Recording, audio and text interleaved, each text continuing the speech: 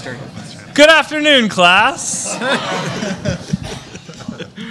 I think it'll be, is this on now? Thank you. Thank you, AV support. Hi, everyone. My name is Nathan Lachowski. I'm an assistant professor in the School of Public Health and Social Policy at the University of Victoria on Vancouver Island, which is really the jewel of BC. I'm also an affiliate researcher with the BC Centre for Excellence in HIV/AIDS, and I'm going to be the moderator for this afternoon's session. So thank you for picking us for spending your afternoon, and hopefully this will be really engaging and interesting. I think I can know from some of you in the audience, we've got people in many different professional capacity and personal capacities here. Yes, Andrew?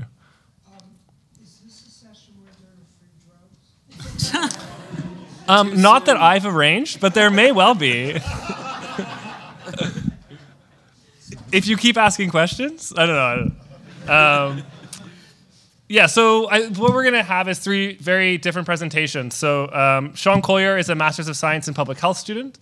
He did his practicum for his program with the Momentum Health Study in Vancouver and was with us this past summer.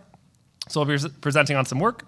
And then next, we have Rod Knight, who's an assistant professor in the Department of Medicine at the University of British Columbia. Rod's also a research scientist at the BC Centre on Substance Use. And then next to Rod, we have Josh. Josh Edward is the program manager for knowledge translation at the Health Initiative for Men, which is a community-based organization for gay men's health here in the city. And each of them are going to speak respectively about some aspect related to crystal meth.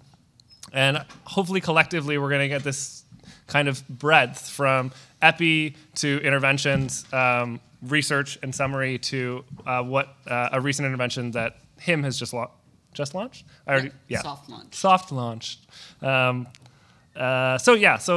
we'll start. Each of them are going to talk for about 15-20 minutes, and then we should have a good 20-30 minutes at the end for any questions. So if you've got questions, keep them notes on your phones or whatever else, and we'll save all those for the end. Okay, Sean, take it away. Thank you. Everyone's so shy of the mic, but I can't wait. All morning I've been like, what gay doesn't want a mic in his hand? Okay. So as you can see, my research was actually 2 manuscripts, but we're presenting both today.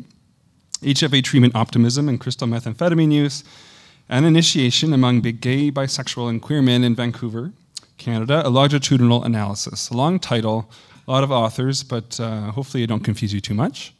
And I was privileged to be the first author, but a lot of awesome people who I'm seeing in the audience as well. One beside me helped a little bit. So we'll get started. I've never used this before either. Acknowledgements. I just want to start. I'd like to acknowledge that we have gathered here today on the unceded traditional territory of the Coast Salish people, and we'll be mindful of that throughout. Starting with some background. Can everyone hear me okay? Okay, great. Crystal meth. So probably a lot of review for some people and maybe some new stuff for others throughout the presentation. A potent psychostimulant causes increased energy, euphoria, heightened sexual desire and stamina, and lowered inhibitions. Commonly, PNP is what's referred to as, colloquially, sometimes party and play, or chemsex, I think is more of a term maybe in the UK. Associated with high-risk sexual behaviors and risk factors for HIV acquisition and transmission in the literature. And use is more prevalent among HIV-positive gay, bisexual, and queer men compared to negative guys. This has somewhat of a additional concern. It can lead to poor adherence to prescribed HAART, at least in the literature, which can then lead to unsuppressed viral load, development of drug resistance, HIV disease progression, and other HIV-related health morbidities. So it can kind of complicate everything. HIV Treatment Optimism, so the other part of the study, what is that exactly? In 2010, the BC government adopted treatment as prevention as its main primary framework for HIV prevention and control in Vancouver. It started, I believe, in Vancouver and Prince George in 2010, and then province-wide in 2012. Treatment as prevention is the use of HAART for its kind of dual use, both on the individual to reduce mortality and morbidity, but also, as we're hearing lots now with U equals U, if we can get positive guys virally suppressed, they're not going to be transmitting the virus. So kind of a 2-for-1 there, and that's the whole idea. So what is HIV treatment optimism? The availability of effective HIV treatment reducing concern regarding HIV transmission and acquisition among both HIV positive and negative individuals. So it comes down to reduced likelihood, the perceived likelihood of infection, and then less of a consequence if they were to become positive. So it's that kind of mentality. And we're wondering, does that mentality relate to potentially uptake of meth or using meth as a mediator between meth and its high-risk sexual behavior? There we go. So the objectives, like I was saying, what's the prevalence of meth and is it changing over time? Specifically, our analysis was from 2012 to 2016. Is HIV treatment optimism associated with meth use and initiation of use? And then what other factors are associated with both use and then starting to use? The Momentum Health study, again, I know some people know it very well, and maybe others more nationally less familiar. Prospective cohort study of gay, bisexual, and other men who have sex with men in Metro Vancouver, recruited via respondent-driven sampling, which we'll talk about in the next slide. We use computer-assisted self-interview and nurse-administered questionnaire data, so both a computer questionnaire takes an hour or two to complete, and a nursing questionnaire, as well as STI testing. And data were analyzed for participants enrolled between February 2012 and 2015. So enrolled in within those 3 years, and then data up to the full 4 years. Respondent-driven sampling is selecting seeds purposely, and then having for them to complete the study, and then they basically get 6 coupons or vouchers, which they take into the community to give to friends, sex partners, people they know, that also meet the eligibility criteria to come in and complete the study themselves. So the idea is you plant a seed and it grows a tree. And then it's working well, right, GP? Excuse me, as well as it could. It could work better. You're recruiting. You can talk to me during the break. Right. So I wanted to make the point to say my data is from the first wave, and the second wave is ongoing. So if you know of anyone with coupons, or if you have one, talk to that guy. So eligibility criteria, pretty straightforward. Gender had to be identifying as a man, so we included trans men. Age, 16 years of age or older, although I don't think we had anyone younger than 18. Sexual behavior, you had to have reported sex with another man within the last 6 months. Location, live in Metro Vancouver, and that was even somewhat flexible with kind of being active within the Vancouver community. And then language, you had to be able to complete the questionnaire in English. And you had to have, like I said, received a voucher from another participant or have been one of the primary seeds.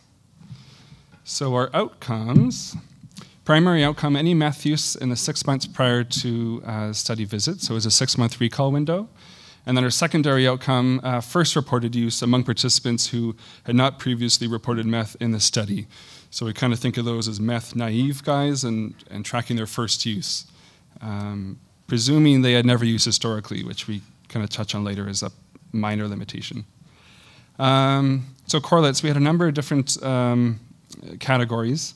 Simple stuff like demographic information, of course, age, sexual orientation, ethnicity, relationship status. Psychosocial factors.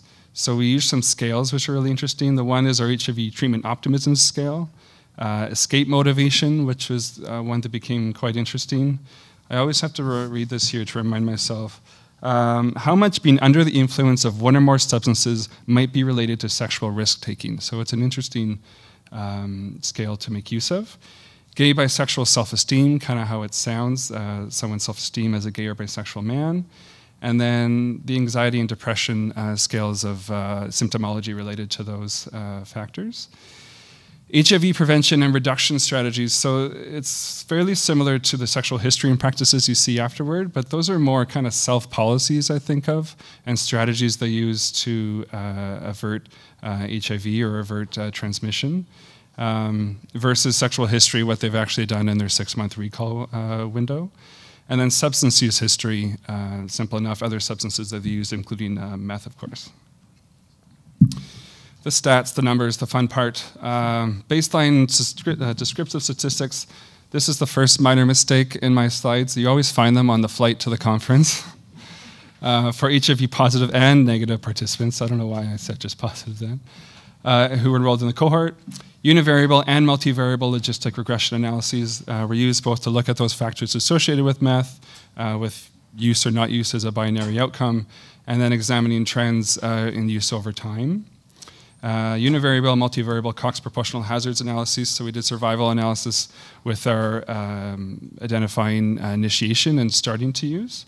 And then multi-level generalized mixed effect models to account for lack of independence between variables. So we had, or between observations, we have multiple study visits within a participant and then multiple participants within clusters. So it was clustered data, which I have an assignment due next week on.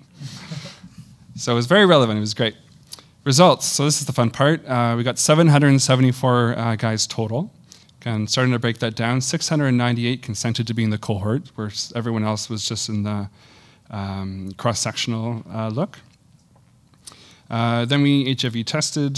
This is based on test and not self-report. So 497, about 7/10 of them were negative, and the other 30% or so were positive. We had 6 seroconvert over the 4 years. And those made up our kind of starting numbers for our cohort analysis. And then, so they all consented to the cohort, but who actually came back for at least one more study visit, about 85% for both of those. And then those reported no report of, or no use of meth. So the kind of meth naive guys, meth virgins for lack of a better term, you see those numbers there, about 90% for the negative guys and just over half of the positive guys. And this is my second error I found on the plane yesterday, but it's subtle. So median age, we have 30, quite younger among the negative guys and the positive. And it's just the relationship status and sexual identity should be switched. I probably just switched my pie charts. But I know that data is correct. So about 60% reported as being single, and about 14% in both cases reported bisexual or other sexual identity versus the vast majority, about 85% in both cases were gay or reported gay. Ethnicity, in both cases about 3/4 Caucasian. Around the HIV negative guys, we had a larger proportion that were Asian, and about an equal breakup between Asian, Indigenous, and other among the positive guys. And then where we see a big change between the negative and positive guys was in meth use. So just over 10% at the baseline cohort with the negative guys reported meth use in the previous 6 months, and 44% among the positive guys. And then this regards route of administration or route of use. So whooping more popular among the positive guys. These are percentages, but they're not going to add to 100% because certainly you can report more than one use. About the same between positive and negative guys for injecting. More negative guys were snorting than positive guys, and that was about twice the prevalence as the prior ones. And then smoking was the most common for both, but more common among positive guys. No trend in overall meth use or routes of administration of meth use over the study period for HIV negative or positive participants. We did see a decrease for both, I think more substantially for positive guys, but neither case was statistically significant, which I guess is good that it's not getting worse, but it wasn't getting better in a sense. So factors associated with meth use among negative guys, a lot of numbers here, we'll try and keep it interpretable hopefully. So greater age among negative guys was associated with meth use. Identifying as bisexual versus gay was associated with meth use. Indigenous ethnicity, reporting good current health as opposed to fair or poor was associated with meth use. That escape motivation I mentioned before, it does come up a lot. It was an interesting one and significant here. So higher scores on the escape motivation scale were associated with meth use. And the anxiety scale, so guys showing more anxiety symptomology were more likely to have used meth. So then we have an inverse association, so consistent condom use.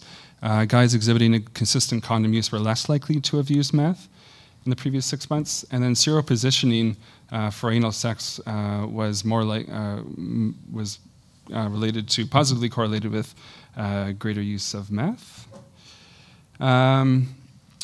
Escort work, this is another inverse association, which is interesting. So historical escort work, which in the manuscript we thought, something that's taking guys away from escort work, maybe taking them away from meth use as well. And then previous drug history, so received drugs and as well as, gave drugs in the last 6 months, was associated with crystal meth use, and then other drugs, GHB and ecstasy. As we know, often these drugs do not come by themselves, and they were associated with meth use as well, not too surprisingly. So same thing among the positive guys, a bit different, but the same kind of look. These are our multi-models that are adjusting for things. So escape motivation comes back again, significant there. Depression, as opposed to, in the negative guys, you remember, was anxiety, but higher scales on the depression scale, or higher scores on the depression scale, were associated with crystal meth use. And then serosorting for anal sex. Those that were partaking in that were less likely to have used meth. Number of anal sex partners, so more number of partners was associated with meth use. And condomless sex with seroconcordant concordant partners was associated with meth use. We pondered about that, whether it was kind of sexual subcultures of just a lot of positive guys were using meth and they were kind of finding each other, and or that escape motivation where you're trying to escape the kind of cognitive risk of what you're doing maybe wasn't quite complete and people were still pairing up with their own serostatus. Previous STI in the last 6 months positively correlated with meth use. And then receipt of drugs the last 6 months, this is similar to the negative guys, as well as previously historically. And then other substances, poppers, GHB, and ecstasy, all associated with meth. Factors associated with initiation, so this is just, previously was any use, and this is starting to use. We had fewer, so we had 8.5% of the negative guys initiated over the course of the study, and about 15% of the positive guys who had never used meth initiated use over the course of the study. So we built small confounder models because we didn't have a huge number to do a huge model. But among negative guys, significantly associated with initiation was bisexual identity versus gay, that's kind of coming back again, that escape motivation, and recent sex work. And then the positive guys, escape motivation again, group sex participation, and receipt of drugs for sex, all associated with starting to use meth. Limitations with any study, of course. We couldn't use RDS weighting, but then underneath our strengths, we have our multi-level analysis, which kind of accounted for the clustered data. Reporting, recall, and social desirability bias, which is inherent with any of these types of studies. But we did have an anonymous or a private self-interview on the computer, financial incentive to help people. And again, same with this round of the study. Broad definition of meth users, as opposed to at least one study I found doing research, they kind of broke it down into any use or regular users, and we just had use being use. And then unable to assess historical use from data. Like I mentioned before, we considered you meth naive if on your first visit you said you had never, or you hadn't used meth in the previous 6 months. And some strengths I mentioned already. Last one there, large and more diverse sample through RDS. So 744, I think was the total number, 74? So a nice big number, and RDS is a kind of novel and proven method. Conclusions, I've probably touched on some of this already. So use of meth was both prevalent and stable over time, associated with other substances. Like we mentioned, not a huge surprise there, evidence of polysubstance use within a syndemics framework for HIV risk. HIV treatment optimism, so this was the main question, the main exposure of inquiry. It was not associated with meth use or initiation of meth use, both among negative and positive guys, which is somewhat reassuring. HIV negative guys, the majority, this was an interesting finding we had, meth using participants considered themselves at low HIV risk when we asked how they perceive their own risk. But those same guys were reporting high rates of high-risk sexual activity. So they weren't perceiving the risk that they were taking, at least not in the same objective way that public health officials might. And then the positive guys, meth use was associated with depressive symptomology like we saw, and escape motivations. So we're wondering if it may be a coping method of coping with distress and stigma, kind of 3 layers of stigma between being gay, being positive, and being a substance user, which was contributing to meth use. So lots of information there. I'm happy to take questions at the end, or you can email me as well. Just want to thank our participants with the Momentum Study. Of course, they make everything. Community Advisory Board and partner organizations, and our funders, Canadian Institutes for Health Research and the National Institutes of Health in the US. And I just want to thank Dr. Lukowski to my right and Dr. Moore in the audience for their help with my writing these manuscripts. So thank you.